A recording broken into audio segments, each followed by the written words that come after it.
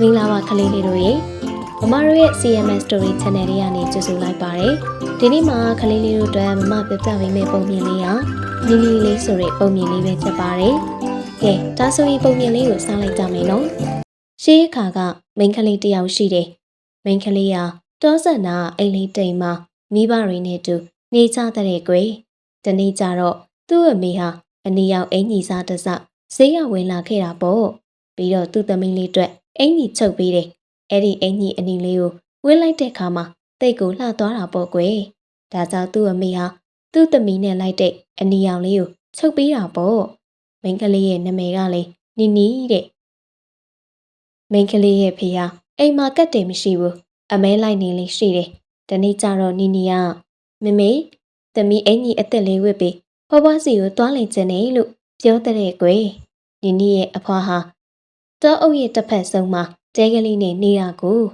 အေးသွားလေချင်းကျက်ဥတွေလည်းချင်းနဲ့ထည့်ပေးလိုက်မယ်သမီးဖွားဖွားကိုပေးဖို့ပေါ့ဟုတ်ကဲ့မမေနီနီတို့အိမ်နောက်ဖက်ကျက်ချန်ထဲမှာဥစားချက်တွေမွေးထားတယ်နီနီရဲ့အမေဟာကျက်ချန်ထဲကကျက်ဥတွေလိုက်ကောက်ပြီးချင်းကလေးနဲ့ထည့်တယ်ပြီးတော့သမီးဖြစ်သူကိုပေးလိုက်တာပေါ့ကွယ်ရော့ကျက်ဥတွေကိုမကွဲအောင်ခယူးတစိုက်ယူသွားလမ်းခရီးမှာဟိုသွားတီသွားမလုပ်နဲ့အဖွားအိမ်ကိုဖြတ်မြောက်တန်းနဲ့သွားဖြတ်ပြောက်တန်းနဲ့သွားရင်မိုးမချုပ်ခင်ရောက်နိုင်တယ်မိုးမချုပ်ခင်ရောက်ရင်ပြဿနာမရှိဘူးမိုးချုပ်ရင်တော့ဒီတောထဲမှာဝင်းပလွေတစ်ကောင်ရှိတယ်လို့ကြားဘူးတယ်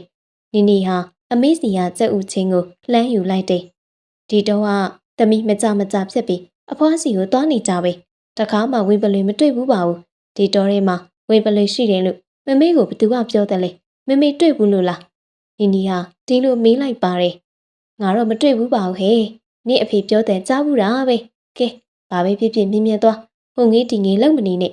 ဒါနဲ့ပဲနီနီလေးဟာတောရဲကဖြတ်ပြီးခတ်တုတ်တုတ်ရှောက်ခဲ့တယ်တောလမ်းမှာတောပန်းလှလှမှုမွေးလေးတွေပွင့်နေတာကိုတွေ့ရတော့သူ့ဖွားတက်ခူးသွားမှပဲဆိုပြီးပန်းတွေလိုက်ခူးနေတဲ့ကွယ်ပန်းတွေဟာလည်းနေရအနှံ့ပေါက်နေတော့နီနီလေးဟာဟိုဘက်သွားခူးလိုက်ဒီဘက်သွားခူးလိုက်နဲ့တဖြည်းဖြည်းညနေဆောင်လာတော့မှကမန်းကရံပြေးတော့တာပေါ့အဲ့ဒီလိုနဲ့နီနီလေးပြေးသွားတာကိုတစ်ပင်တစ်ပင်နားမှာရှိတဲ့ဝင်းပလွေတစ်ကောင်ကတွေးလိုက်တယ်ဒါပေမဲ့နီနီလေးဟာဝင်းပလွေကိုမသိဘူးဝင်းပလွေကမေးတယ်နီနီလေးမင်းပါဖြစ်လို့ပြေးတာလေမိုးချုပ်တော့မှမို့ပြေးတာပါနီနီလေးကပြေးရင်လွှားရင်ပြောလိုက်တယ်မင်းဘယ်ကိုပြေးနေရလဲနီနီလေးဝင်းပလွေကထပ်မေးတယ်အဖွားအိမ်ကိုပြေးသွားတာပါနီနီလေးကပြန်ဖြေတယ်မင်းအဖွားအတွက်ဘာရယူသွားသိမ်းလဲနီနီလေးကျက်ဥတွေနဲ့တောပန်းတွေပါတယ်ဒါဖြင့်မင်းအဖွားအိမ်ကိုမြင်မြင်ရအောင်ငါဖြက်လန်းပြမယ်ဝင်ပလွေကပြောတော့နီနီလေးကဟင်းကျမသိတယ်ဘယ်သူမှလမ်းပြစရာမလိုပါဘူးနီနီလေးဟာပြောရင်းနဲ့ဆက်ပြေးခဲ့တယ်တဲ့ကွယ်ဝင်ပလွေကနီနီလေးရဲ့အဖွားအိမ်ကိုဖြက်လန်းကပြေးနှစ်တယ်နီနီလေးရဲ့အဖွားအိမ်ကိုဝင်ပလွေကအရင်ရောက်နေတာပေါ့ကွဒါနဲ့တကားပိတ်ထားတဲ့အတွက်အဖွားအိမ်ကိုဝင်ပလွေကအပြင်ကနေတကားခောက်တယ်ဟဲ့ဘသူလဲလို့အဖွားကြီးကမေးတယ်ကျမအဖွားရင်မြည်နီနီပါဝင်ပလေကပြက်ဖြေးတယ်ညမိုးချုပ်နေပြီနေပါလာလောက်တာလေအဖွားအတွက်ကြက်ဥတွေလာပို့တာပါတောပန်းတွေနဲ့ခူးလာပါတယ်ဝင်ပလေကအဖွားရဲ့အမေကိုဖြေလိုက်တယ်အဖွားကအိမ်တကားလေးဖွင့်ပေးလိုက်ရောဝင်ပလေကအဖွားကိုခုံအုပ်ပြီးစားပြက်လိုက်တယ်ပြီးတော့အဖွားရဲ့အိမ်ယာပေါ်မှာစောင်းကြီးချုံပြီးနီနီလေးအလာကိုထိုင်ဆောက်နေတာပေါ့ကွယ်နီနီလေးဟာအဖွားရဲ့တဲကိုရောက်တော့လှမ်းမိလိုက်တယ်အဖွားအိမ်ထဲမှာရှိလားဟဲ့ဘသူလဲဝင်ပလွေအဖွားရဲ့လေးတန်းနဲ့ပြန်ပြီးတယ်ကျမအဖွားရဲ့မြည်နီနီလေးပါအဖွားအတွက်ကြက်ဥတွေလာပို့တာတောပန်းတွေလည်းခူးလာပါတယ်ဝင်ခဲ့လေနီနီလေးတဲတဲကိုဝင်သွားပြီးကြက်ဥချင်းနဲ့တောပန်းတွေကိုချထားလိုက်တယ်ဝင်ပလွေကနီနီလေးငါမြည်ရဲ့အင်ကြီးကတဲလာတာပဲငါအနာကိုတိုးခဲ့စမ်းနေအင်ကြီးတောင်ကန်ကြည့်ရအောင်လို့ပြောလိုက်တယ်တဲ့ကွယ်နီနီလေးဟာအဖွားရဲ့အိမ်ယာဘေးမှာထားလိုက်တယ်ပြီးတော့အဖွားရောင်စောင့်နေတဲ့ဝင်ပလူရဲ့နေရွက်တွေကိုကြည့်ပြီးမေးလိုက်တယ်အဖွားရဲ့နေရွက်တွေကဘလို့ဖြစ်ပြီးတော့ဒီလောက်တောင်ရှည်နေတာလဲနေရွက်ကအသက်ကြီးရင်ပိုပြီးရှည်လာကြတယ်ဒါမှငါမီးပြောတဲ့စကားတွေကိုကြည်ကြည်ကြားနိုင်တာပေါ့ဝင်ပလူကရုတ်တိရုတ်တာနဲ့ညပြောတယ်အဖွားရဲ့မျက်လုံးတွေကလည်းကျမအရင်တစ်ခါလာတော့ငါတက်ပိုပြီးပြူးကျင်နေပါလားလို့နီနီလေးကထပ်မေးတယ်ဟဲ့မျက်လုံးတွေကပြူးမှာပေါ့ငါမီးကိုတေးသေးချာချာကြည့်ကြလို့တမင်ပြူးထားတာပဲလို့ဝင်ပလွေကပြက်ဖြေးတယ်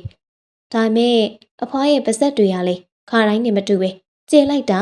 ကြောက်စရာကြီးလို့ပြောပြီးနီနီလေးကနောက်ဆုတ်သွားတယ်လေကွယ်ဟဲ့ငါပါစက်ကဘာဖြစ်လို့ကြေရတယ်လဲဆိုတာနင့်ကိုကြိုက်စားဖို့ပေါ့ဟဲ့လို့ပြောပြီးဝင်ပလွေရအဲ့ရကနေထားပြီးနီနီလေးကိုခုံအုပ်လိုက်တယ်ဒါပေမဲ့နီနီလေးကအစရရမတင်ငါဖြစ်နေတော့တတိထားနေတယ်ဒါကြောင့်ရှောင်းတိမ်ပြီးတဲအတွင်းကနေအပြင်ကိုထွက်ပြေးခဲ့တယ်အပြင်ရောက်တော့လာလန်းတိုင်းတောရဲကနေဖြတ်ပြေးတာပေါ့ကွယ်ဝင်ပလွေကလည်းနီနီလေးနောက်ကနေပြေးလိုက်တာပဲနီနီလေးကရှေ့ကပြေးဝင်ပလွေကနောက်ကလိုက်နဲ့တနက်တန်တစ်ချက်ကြားလိုက်ရတယ်တနက်ပြက်တဲ့သူဟာတစ်ပစ်တပင်းရဲ့နောက်ကနေလှမ်းပြက်လိုက်တာပေါ့ကွယ်ဝင်ပလွေဟာတနက်မှန်ပြီးလေးကျသွားတယ်ပြီးတော့တိတ်ဆုံးသွားတာပေါ့နီနီလေးဟာနောက်ကိုလှည့်ကြည့်တယ်တနက်မှန်ပြီးလေးကျတိတ်ဆုံးသွားတဲ့ဝင်ပလွေကိုတွေ့ရတယ်တစ်ပင်နောက်ကထွက်လာတဲ့လူရဲ့လက်ထဲမှာတနက်ကင်ထားတာကိုလည်းတွေ့ရတယ်အဲ့ဒီသူကနီနီလေးရဲ့အဖေပါပဲကွယ်နီနီလေးဟာသူ့အဖေစီကိုပြေးသွားတော့သူ့အဖေကစီးကျုံပွေးဖက်ထားတယ်သူ့အဖေကအမြဲတမ်းတနက်တက်လက်နဲ့တောရဲကိုအမိတ်ပြစ်ထွက်နေလေးရှိတယ်ဝင်ပလေးတကောင်သမီးလေးနီနီနောက်ကလိုက်နေတာတွေ့လို့တနက်နဲ့လှမ်းပစ်လိုက်တယ်နောက်ဆုံးတော့သူ့အဖေကဝင်ပလေးအသေးကိုထမ်းပြီးနီနီလေးနဲ့တူနီနီလေးရဲ့အမေစီပြန်ခဲ့ကြတာပေါ့ကွယ်ခဲပုံမြင်လေးကတော့ပြီးသွားပြီခလေးတို့ရဲ့ဒီပုံမြင်လေးထဲမှာဆိုရင်တော့နီနီလေးကတောလမ်းမှာတွေ့ခဲ့တဲ့ဝင်ပလေးကြီးကိုလူစိမ့်မှမသိဘဲနဲ့သူမသွားမယ့်နေရာယူသွားတဲ့ပစ္စည်းတွေအကုန်ပြောပြမိလို့အနေနဲ့ကြုံတွေ့ခဲ့ရတယ်ဒါကြောင့်ကလေးလေးတို့လည်းကိုနဲ့မသိတဲ့လူစိမ့်တွေနဲ့စကားအလွယ်တကူမပြောဘူးကိုရဲ့အချက်လက်တွေကိုရှောင်မပြောဖို့နဲ့အမြဲတတိပြုနေထိုင်မှုတတိထားမယ်နော်နောက်တစ်ချက်ကတော့နီနီလေးရဲ့အမေကသမီးဖြစ်သူကိုအဖွားအိမ်သွားကန်ဒီမှာလမ်းခီးမှာဟိုသွားတီသွားမလုပ်နဲ့အဖွားအိမ်ကိုဖြက်မြောက်တန်းနဲ့သွားပါလို့ကြိုတင်မှာကြားခဲ့တယ်နီနီလေးကလမ်းမှာပန်းတွေကူပြီးအချိန်ဖြုံးမိတာကြောင့်မိုးချုပ်သွားပြီးတော့အနေရရှိတဲ့ဝင်းပလင်းနဲ့တိုးခဲ့ရတာပါဒါကြောင့်မိဘတွေရဲ့စကားကိုနာခံခြင်းရလေကိုယ့်ရဲ့အနေရကနေကာကွယ်ရရောက်တယ်ဆိုတာကိုပြသနေပြန်တယ်နောက်ဆုံးတစ်ချက်ကတော့နီနီလေးကအဖွားအိမ်ကိုရောက်တဲ့အခါမှာဂရေမော်ကအဖွားရဲ့ပုံစံနေရာပုံမှန်မဟုတ်ဘူးဆိုတာချက်ချင်းသတိပြုမိခဲ့တယ်ဝင်းပလင်းကြီးခုံအုပ်မိတ်ချိန်မှလေကြောက်လန့်ပြီးအော်နေုံနေမကပဲအမြဲဆုံးအပြင်ဘက်ကိုလှည့်ပြေးခဲ့လို့အသက်ပေးရနေလွတ်မြောက်ခဲ့တယ်ဒါကြောင့်အနေရနဲ့ကြုံလာရရင်ကြောက်မနေပဲအခြေအနေကိုအကဲခတ်ပြီးပါးနဲ့စွာရုံထွက်တတ်ဖို့ဒီပုံမြင်လေးကနေသင်ငယ်စာရလိမ့်မယ်လို့မမထင်တယ်။ကဲဒီနေ့မမပြပြပေးရတဲ့ပုံမြင်လေးကိုကလေးလေးတို့ကကြိုက်နေတတ်တယ်ဆိုရင်တော့မမတို့ရဲ့ channel လေးကို like and subscribe လေးလုပ်ပေးဖို့လည်းမမေ့နဲ့ဦးနော်။